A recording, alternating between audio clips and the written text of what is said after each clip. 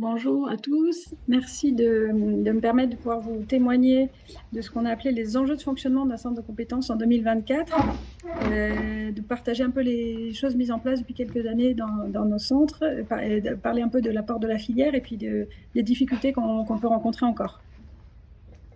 Donc, vous savez que depuis la dernière labellisation, on est 39 centres de compétences. Leurs responsables ont été réunis pour la première fois, c'était en décembre 2023 à Paris.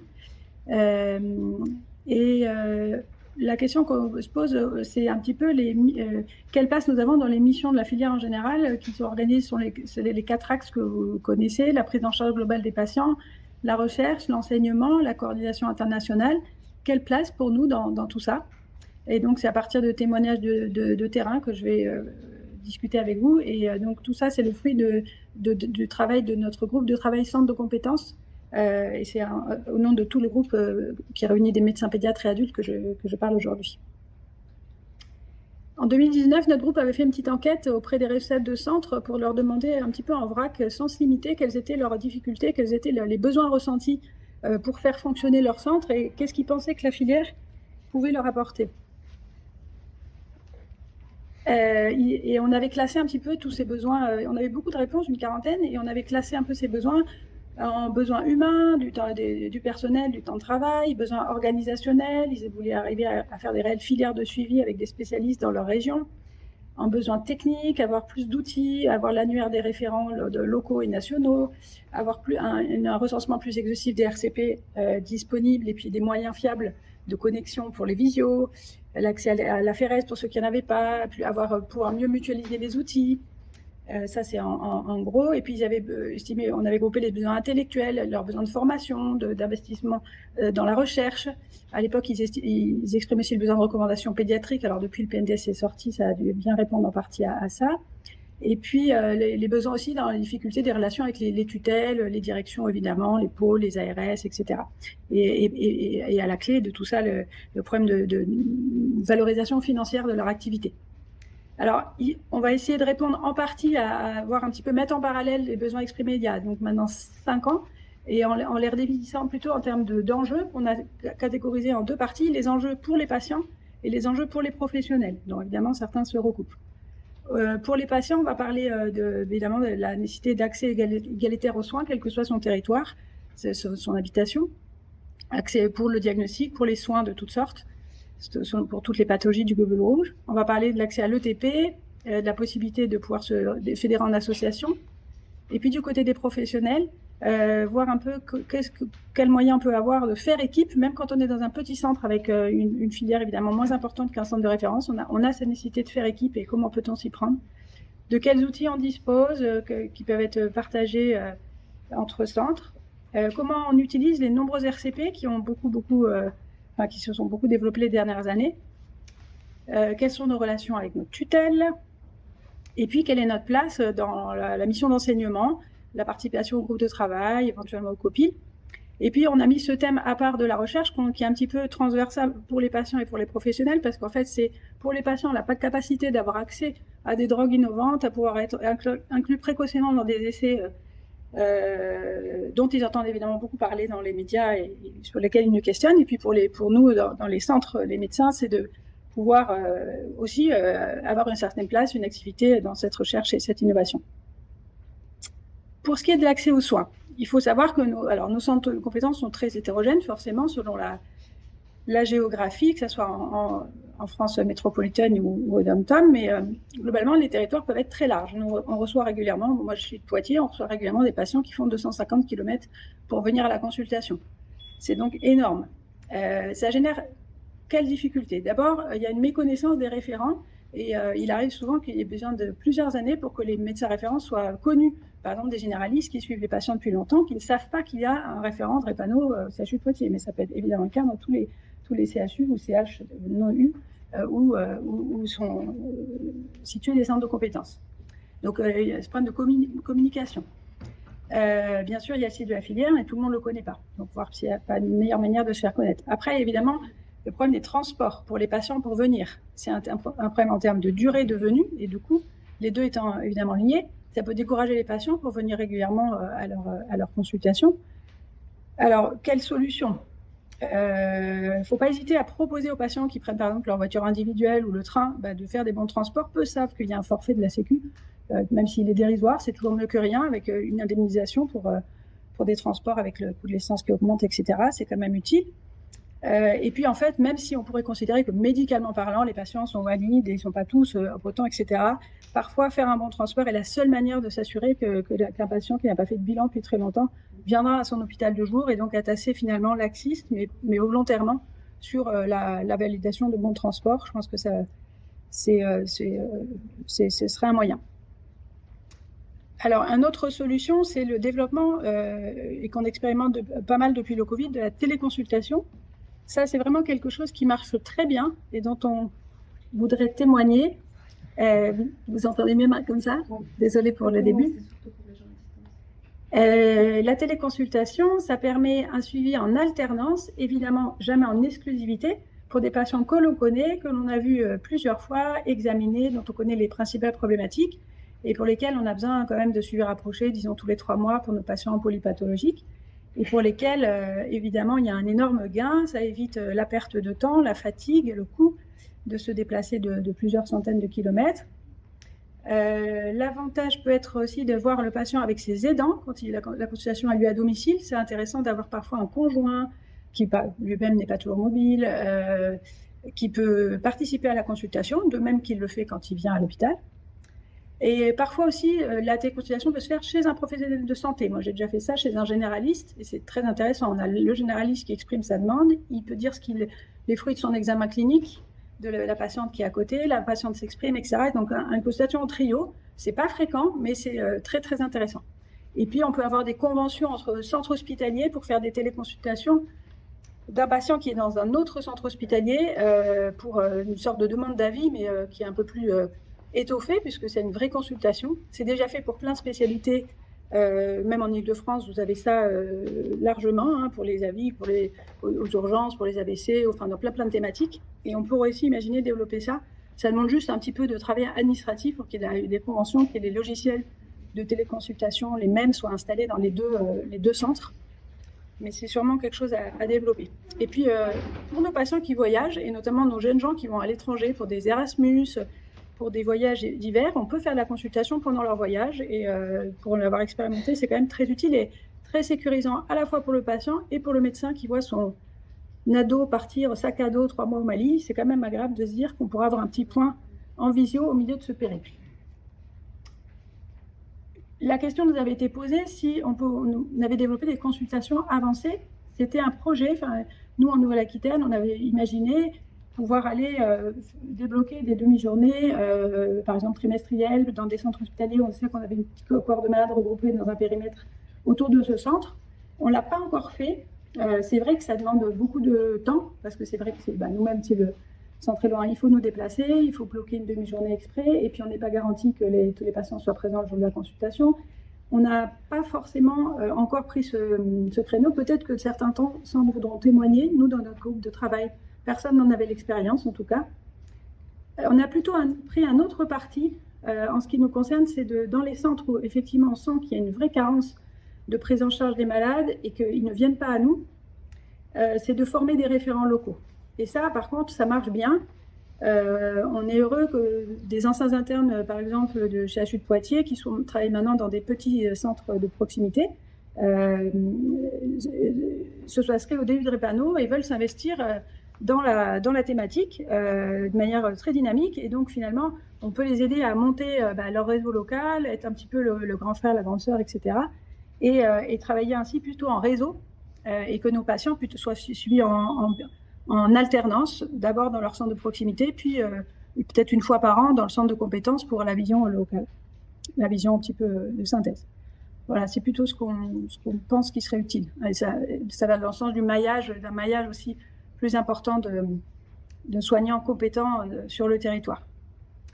Il faut souligner aussi que le milieu associatif peut donner des initiatives intéressantes. Et en Rhône-Alpes, il y a la création récente d'un CIDD, à l'initiative d'une association de patients, donc une offre de dépistage, de conseils aux patients, pour lequel les modalités exactes de collaboration avec les soignants du centre de compétences sont encore à affiner. Mais en tout cas, c'est quand même quelque chose de très intéressant. Peut-être que ça fera des petits dans d'autres régions. Voilà, toute ces projets d'amélioration de l'accès aux soins. L'accès à l'ETP, maintenant, on est tous convaincus que ça fait partie intégrante de la prise en charge de nos patients avec maladie chronique du globule rouge, que c'est indispensable pour les aider. Alors, il y a des problématiques, bien sûr, multiples, je pense qu'ils sont un peu les mêmes que dans les centres de référence, avec des petites différences. Donc, évidemment, celle du temps, le nôtre, on est des petites équipes en général, donc on n'a pas beaucoup de temps à consacrer. On a d'autres thématiques que la drépanocytose, qu'on soit dans des services de pédiatrie ou de médecine interne, on ne fait pas que ça.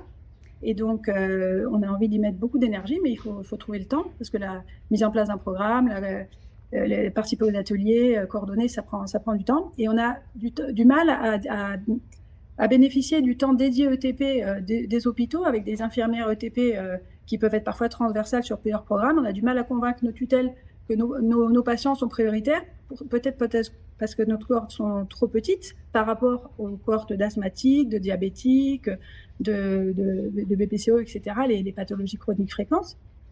Peut-être parce que notre maladie n'est pas assez connue, sans doute en partie. Et puis il y a toujours ce difficile équilibre dans le temps infirmier ETP, vous le savez, avec les infirmières qui font à la fois du soin et de l'ETP. Dans cette période de manque d'effectifs cruel dans les hôpitaux, très vite, le temps ETP est dévié au profit du temps soin par les infirmières. Et finalement, le temps ETP est réduit un petit peu à peau de chagrin. Peut-être qu'une des solutions, c'est de vraiment sanctuariser l'ETP avec des personnes qui ne fassent que ça. Nous, on a eu la chance au CHU de Poitiers de bénéficier de la création d'un service qui est un service de prévention, information publique et ETP à part entière. Les infirmières qui y travaillent ne font absolument pas de soins, donc elles sont dédiées à ça. La difficulté, c'est d'arriver à pouvoir rentrer dans ce service et à pouvoir construire un projet avec elles, puisqu'il y a toujours la question du financement. On nous demande d'amener de l'argent si on veut pouvoir construire un programme avec ce service. Mais une fois qu'on est rentré dedans, c'est assez extraordinaire parce que donc les infirmières sont vraiment dévolues à l'ETP.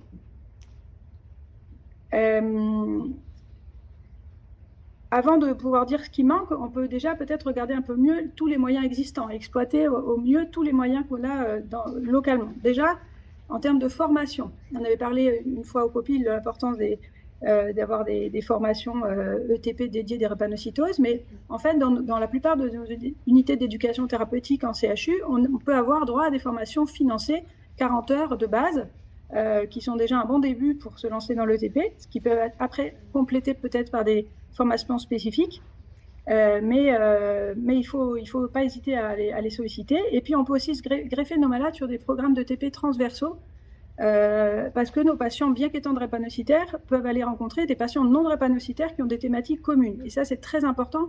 Par exemple, sur des sujets de la diététique, de l'activité physique, de problèmes de la transition de l'adolescence, de l'estime de soi, il y a probablement plein de programmes existants dans lesquels nos patients pourraient être inclus. Et disons, entre guillemets, le travail est en partie fait. Ce qui n'empêche pas qu'à un moment donné, il va falloir nous-mêmes concevoir nos propres programmes. Pour ceci, on peut être un peu dans la mutualisation. On peut utiliser des programmes soumis aux ARS d'autres régions quelques années avant. Et les gens sont assez prêteurs dans le domaine. C'est vrai que quand on n'est pas habitué à rédiger un programme, c'est pas évident. Et moi, j'avais bénéficié de celui d'EVAD et ça m'avait beaucoup aidé à l'époque. Donc, je pense qu'il faut pas hésiter à discuter entre nous et par la filière, voir aussi que les chargés de mission puissent nous aider aussi à rédiger correctement un programme, parce que ça peut être un petit peu intimidant. On a aussi une mutualisation des conducteurs et de beaucoup d'outils qui sont richement renseignés sur le site de la filière, on en reparlera après. Et puis il y a le groupe de travail ETP de la filière qui est aussi très, très dynamisant. Ce que j'avais mis, c'est que pour les petites problématiques spécifiques à nos centres qui sont petits et les patients qui habitent loin, il faut pas hésiter à mélanger les âges de patients, quand on n'a pas toujours un nombre discriminant pour créer des ateliers pleins. Et alors on mélange parfois enfants et adultes et ça marche très bien, notamment sur tout ce qui est physiopathologie. C'est très riche en fait. Et c'est par nécessité qu'on le fait, mais en fait finalement ça porte du fruit. On a pu faire comme ça des séances d'observation de globules rouges au microscope avec l'école de l'ADN d'un musée près de chez nous, et ça a fasciné petits et grands. Et ça a généré des échanges qui étaient très intéressants. Et puis il y a l'IETP, puisque c'est à la mode et on va en reparler un petit peu après. Pour ce qui est du financement, toujours la clé des choses, il faut savoir valoriser nos cohortes pour convaincre nos directions, mais on a rarement de l'argent directement par là. Et il faut savoir répondre aux appels à projets et s'unir entre équipes pour être plus fort. Et donc là, je témoigne d'une expérience qu'on a eue entre le CHU de Grenoble et le CHU de Poitiers avec la réponse à un appel à projet des JOS en 2021 qui a été porté par Caroline Makowski et qui nous a proposé de se joindre à elle. En fait, c'était un appel à projet qui parlait notamment de l'importance des outils dits ETP, qui était un élément dont notre UTEP avait une expérience à Poitiers. Donc, on s'est dit qu'on allait un petit peu unir nos deux forces. Et on a déposé un projet sur les thèmes de fertilité, contraception, transmission génétique. C'était le thème de départ. Ce projet a été accepté et donc on a partagé totalement équitablement les fonds entre les deux centres. Et surtout, on l'a conçu totalement ensemble, avec des visios. On a fait les thèmes, les ateliers, les conducteurs, alors avec des sous-groupes, avec des restitutions de sous-groupes. Et ça a très, très bien marché. Et ça continue. Au-delà de ces thèmes cités, de fertilité, etc., on continue à se faire des petits copiles pour voir un peu comment ça marche, partager nos expériences dans le domaine. Voilà, c'est un partage, c'est quelque chose qui peut-être pourrait être dupliqué pour des équipes qui toutes seules n'auraient pas le courage de le faire. Ça peut marcher. Et la filière se manifeste comme étant volontaire pour aider, n'est-ce pas, Marois? C'était le message à passer aussi aujourd'hui. Voilà, bon, les frustrations dans le domaine de l'OTP, bon, il n'y a jamais assez d'argent malgré tout, hein, donc les appels à projets, l'enveloppe fond vite, et on nous en demande d'en réinjecter régulièrement. Donc voilà, on a pu financer une infirmière 2 ans, on a dit ok, votre argent va aider pour ça, mais et quand est-ce qu'est la prochaine? C'est un peu toujours comme ça. Et puis dans les menées des ateliers, mais ça je pense que c'est partout, être un peu frustré sur le taux d'absentéisme, sur des ateliers qu'on a longuement travaillés et on n'a pas toujours autant de patients qu'on voudrait. Alors nous, on a cette problématique de l'éloignement géographique qui joue sûrement beaucoup et malheureusement, on ne peut pas donner de bons de transport pour une séance d'ETP. Il faudrait qu'on puisse coupler ETP consultation. Malheureusement, ce n'est pas toujours faisable sur le plan organisationnel, mais il faut essayer autant que possible pour que le bon de la consultation bénéficie à l'ETP. Tout centre de compétences devrait pouvoir s'adosser à une association de patients, que ce soit une association purement locale ou une antenne d'une association nationale. Je ne vous citerai pas le bénéfice des associations en termes de rôle dans le soutien entre patients, le travail avec les professionnels du centre et notamment dans l'ETP, l'espace de diffusion d'événements locaux. Et quand elles ne sont pas là, elles manquent cruellement. Et c'est difficile de pouvoir motiver nos patients de se fédérer en association. C'est peut-être un peu comme le TP en elle-même, c'est peut-être une peur de la lourdeur administrative que ça comporte. Mais en tout cas, il faut leur marteler d'essayer de se fédérer et avoir des statuts et les encourager pour leur création. Alors, on a des patients d'associations franciliennes qui sont aussi patients experts dans le TP qui se portent volontaires pour aller venir, même en se déplaçant, rencontrer des patients dans les régions pour leur expliquer comment créer une association, pour leur fournir des modèles de statut, etc., pour démystifier un petit peu la chose. Donc, qu'ils en soient remerciés à l'avance et j'espère que les patients vont saisir cette possibilité. Et puis moi, je voulais remercier pour le Globinoscope, qui est issu de l'Union associative, qui est une revue passionnante, qu'en plus dans la filière gratifie d'un stock chaque année, et qu'on distribue à nos patients, qui est vraiment une source intéressante pour les innovations thérapeutiques, ce qui se passe à l'étranger, des témoignages tout simples de patients. Enfin, je trouve que c'est un équilibre d'infos assez réussi et très très riche, et c'est très intéressant pour les médecins aussi. Alors, la problématique pour les médecins de faire équipe. Vous savez que gravite autour des patients drépanocytaires en majorité, mais aussi thalassémiques et haute maladie du globule rouge, pas simplement une équipe médicale qui est déjà binôme médecin adulte et pédiatre, mais aussi des équipes paramédicales, des psychologues, des kinés, des APA, des infirmières d'éducation thérapeutique et si on a la chance d'en avoir des infirmières coordinatrices et des IPA. Et puis, bien sûr, des services partenaires de spécialité. Et ils sont très nombreux. Ça commence par la médecine générale, La médecine générale qui est cachée en haut, c'est dommage, qui est importante. Ouais, je peux pas, mais c'est pas grave. Tous les médecins généralistes en ville et puis dans les hôpitaux, tous les services de l'hôpital, vous le savez bien. J'ai mis là tous les principaux, mais les laboratoires, le FS, tous les services de spécialité en passant par les urgences, par les chirurgies et la psychiatrie. Ah, il a disparu. Et puis même hors les murs de l'hôpital, des liens qui doivent être faits avec les prestataires de soins, avec l'MDPH. Donc c'est très dense. Si on veut pouvoir fournir une offre de soins satisfaisante à nos patients, il faut idéalement avoir tout ce réseau. Donc c'est exigeant en termes de mise en place, de réseautage. Il faut sans doute voir les choses à l'échelle de plusieurs années quand on veut faire progresser les choses, parce que sinon c'est totalement décourageant. Mais les choses avancent pas à pas. Quand on s'aperçoit que des anesthésistes nous appellent plus quand il y a un patient opéré, parce que depuis quelque temps, on a pu faire du lobbying au niveau des anesthésistes, quand on voit qu'on a la chance d'avoir maintenant un psychologue pour s'occuper de nos patients, quand on voit qu'on en est à se poser des questions sur un programme ETP avec APA, qui est une chose qu'on n'aurait pas imaginé encore quelques années avant. Enfin voilà, ça doit se faire petit à petit. Mais voilà, c'est quand même un vrai challenge. Oui, c'est ça. C'est pour ça que. Et peut-être il faut voir nos ambitions à la baisse. Tout ça, ce sont des points d'interrogation aussi. Est-ce qu'il faut faire aussi bien que dans les centres de compétences? Je ne sais pas. Alors, ça n'avance plus, par contre. Ça n'avance plus. Est-ce normal? Je peux continuer quand même déjà. Donc, moi, j'avais cherché quelques mots-clés pour nous motiver, voilà. Pour faire équipe, qu'est-ce que c'est les mots-clés qu'on pouvait retenir? C'était peut-être déjà intéresser nos collègues à la drépanocytose et aux autres maladies. C'est la base, parce qu'on sait que ce sont des pathologies méconnues qui peuvent faire peur. Et que souvent, s'il n'y a pas d'énergie pour venir travailler avec nous, c'est qu'il y a de la méconnaissance. Donc déjà, montrer que nous, on est motivés et essayer d'intéresser positivement nos collègues, ce qui va évidemment avec former. Plus les gens comprennent les pathologies et plus ils sont formés. On y reviendra juste dans la diapo sur l'enseignement. Je me souviens vraiment de Anousha Bibi et Dora Bachir quand on était à Mont-d'Or et qui racontaient combien d'années elles avaient pris à devoir faire inlassablement des topos dans les services d'urgence, dans les services de spécialité, à toutes les fournées d'internes, à tous les staffs de tous les services d'Île-de-France, etc.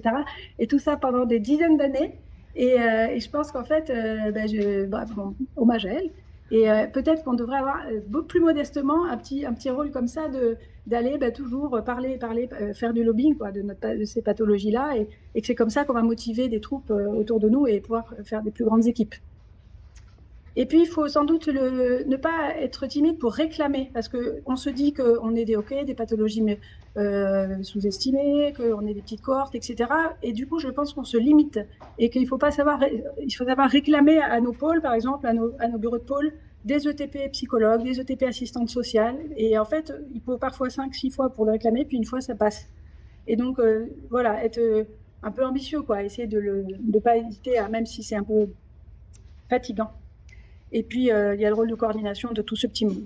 Comme le temps passe, il y a juste l'initiative de Chemin Clinique, qui est un bon outil de cohésion d'équipe. Je ne sais pas si certains d'entre vous ont déjà mis en place ça.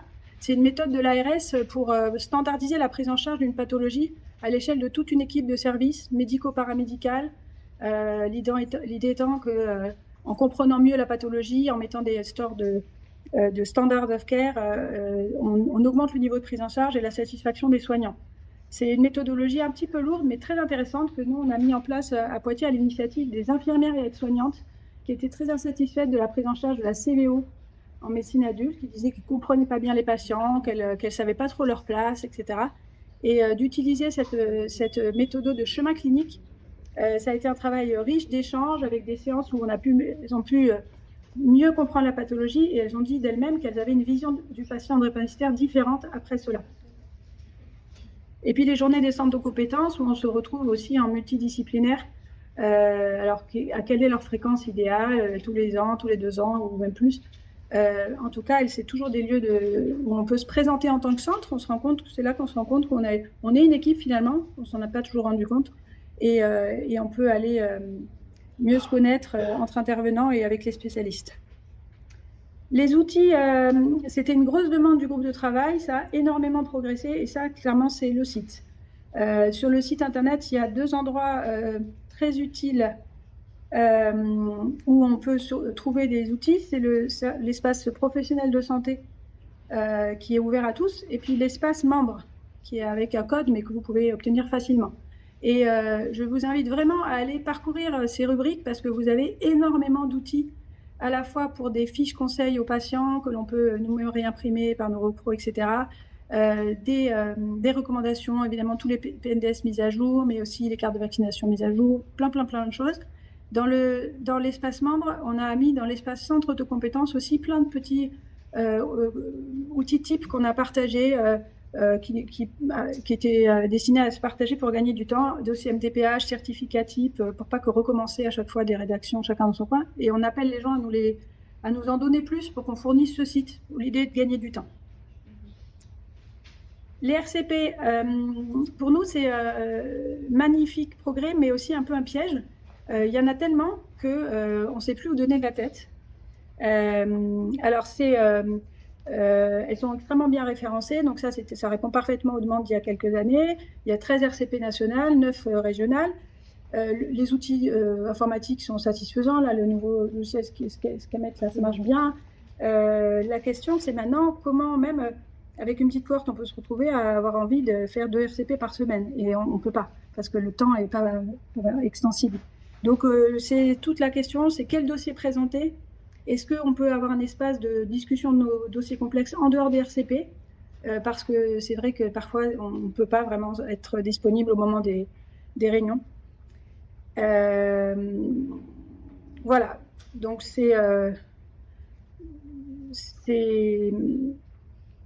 enfin, globalement, c'est quand même très agréable de pouvoir avoir autant d'experts sur tous ces sujets qu'on peut consulter à un moment donné, mais c'est un challenge, quoi. C'est juste pour partager notre désarroi.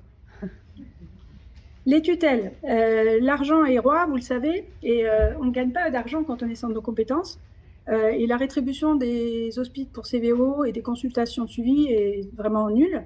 Donc, on n'est pas un bon plan pour l'hôpital. Donc, c'est un peu frustrant parce qu'on déploie quand même beaucoup d'énergie, même pour peu de malades. C'est souvent combien de malades avez-vous? C'est toujours la question. Vous avez que 150 malades, c'est pas énorme par rapport à et en même temps, ils ne savent pas quelle qualité de prise en charge cela nécessite. Donc, c'est un petit peu frustrant d'entendre ce genre de discours. Alors, il faut s'acharner à valoriser de toutes les manières qu'on peut notre activité. Bamara est peut-être une porte d'entrée. Grâce à l'aide au remplissage par les actes de la filière, on va avoir quand même, on pense, une exhaustivité de nos filières et on pourra brandir un peu nos files actives. On a, pour valoriser l'activité ETP, elle est aussi source de financement, enfin elle fait rentrer l'argent. Là, quand on participe à des projets de recherche, ça peut aussi faire rentrer l'argent, donc faut essayer de compiler tout ça quand on veut dialoguer pour montrer que quand même, on peut peut-être quand même être un peu créatif. Mais on est quand même obligé d'aller en chercher de l'argent. Et répondre à des appels d'offres, il faut savoir se regrouper à plusieurs centres, notamment au niveau d'une région. Quand on a une ARS commune, c'est sans doute plus intéressant de se mettre à plusieurs centres. Et puis, peut-être qu'il faut qu'on soit imaginatif. Dans une petite ville, on connaît plus vite les différents intervenants, les gens qui ont un peu le pouvoir de décision, les directions d'hôpitaux, la mairie, les directions des fonds de notation. C'est un peu toujours les mêmes gens qui traînent dans ces zones. Et puis, peut-être qu'il faut qu'on sache aussi aller frapper aux portes des fonds de dotation, des entreprises privées pour des actions ponctuelles, là, bien sûr. C'est pas pour payer nos salaires, mais pour aller organiser un événement ETP ou pour aller... je pense que ça, dans une petite ville, c'est quelque chose de possible. C'est juste qu'il faut s'exposer un petit peu. C'est pas évident forcément de le faire, mais ça pourrait être éventuellement une piste. Ouais. Moi, je vais finir par... Voilà, la recherche, c'est une double frustration qui a été... je m'aperçois que c'est pas mes dernières diapos que vous avez. C'est pas grave. Il y a une double frustration exprimée. Les patients viennent nous voir en disant « On a vu qu'à Paris, il y a un nouveau médicament, il y a la thérapie génique, et pourquoi nous, on ne peut pas y avoir accès ?» Donc ça, c'est difficile de répondre à ça. Et puis, certains de nos collègues trouvent qu'ils aimeraient bien pouvoir être plus aussi inclus dans des essais multicentriques institutionnelle, parce que voilà, ils en auraient peut-être, enfin, la motivation et même les moyens en termes d'ARC, etc. Donc voilà, c'est un appel à n'hésitez pas à proposer à tous les centres les études. Inversement, dans des plus petits centres, on n'a pas les moyens, on n'a pas d'ARC, c'est vraiment pas simple. Et on aimerait beaucoup, mais quand on n'a pas de moyens, c'est pas facile. Et donc souvent, ça revient sur nous, même pour les cohortes, escorte HU pour ne pas la nommer, etc. C'est nous en fait qui remplissons, et c'est vrai que c'est très, très chronophage. Et enfin, on est sollicité pas mal par les industriels pour participer à des études, et on n'a pas beaucoup de discernement pour savoir si c'est des études qui sont porteuses ou pas. Quand c'est des molécules en phase 1 ou 2 et qu'on vient nous dire qu'on voudrait qu'on soit éventuellement centre inclueur, on aimerait vraiment que la filière puisse nous aider à arbitrer quelles sont les directions que vous pensez être intéressantes et dans lesquelles on devrait se diriger. Parce qu'on n'a pas ce recul-là, on est moins dans la recherche fondamentale, etc. On a moins la vision globale de tout ce qui se fait en recherche. À la fois, on garde notre autonomie, bien sûr, mais on n'aimerait pas faire n'importe quoi. Et puis, c'est vrai que participer à une étude de faisabilité, ça prend du temps. Si c'est pour que d'emblée, on nous dise que c'est pas quelque chose de porteur, voilà. Donc ça, c'est une question. De quelle manière la filière pourrait avoir un petit espace de discussion quand on est sollicité par les études industrielles. Pour l'enseignement, pour finir, il y a l'enseignement qu'on donne et l'enseignement qu'on reçoit. Je vais surtout du coup parler de l'enseignement qu'on donne. Celui qu'on reçoit, il est parfaitement référencé dans la filière. On a moult DU spécifiques maladies du globule rouge par le CNR, par l'INTS. Ils sont très très bien référencés, donc on a l'embarras du choix. Il y a le certificat universitaire pour les paramédicaux qui est très apprécié. Et je pense qu'il faut qu'on envoie beaucoup plus nos soignants parce qu'ils en reviennent motivés, force de proposition dans les équipes. Donc ça, c'est vraiment super. Et puis, après, il y a l'enseignement qu'on doit donner en tant que référent MCGRE dans nos régions. Il y a auprès de nos partenaires directs, nos services, les petits staffs aux internes, aux médecins des spécialités, aux infirmières. Ça fait toujours beaucoup avancer les choses. Plus ils comprennent, mieux ils sont motivés à être prendre en charge. Ça prend du temps. Il faut savoir se rendre disponible pour les généralistes. Il y a des patients, des collègues qui nous demandent d'intervenir pour des FMC dans des régions insoupçonnées, parfois des régions rurales où ils doivent voir 3 drépanocytaires par an. Et ben, ils sont quand même intéressés parce qu'ils connaissent très mal la pathologie. Et donc ça, on pense qu'il faut qu'on reste, enfin, il faut qu'on soit peut-être encore plus même disponible pour ces FMC, peut-être passer par aussi les CPTS, qui sont aussi des manières de toucher les professionnels.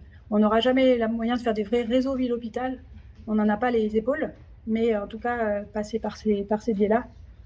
Et puis, jouer notre rôle de sensibilisation du grand public aussi, notamment au moment de la journée mondiale de la drépanocytose, par des initiatives avec les patients qui peuvent générer des articles dans les journaux du CHU, dans les journaux locaux, et ça peut, voilà, participer au rayonnement de la thématique.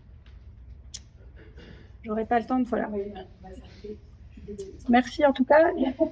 On m'a dit à peu de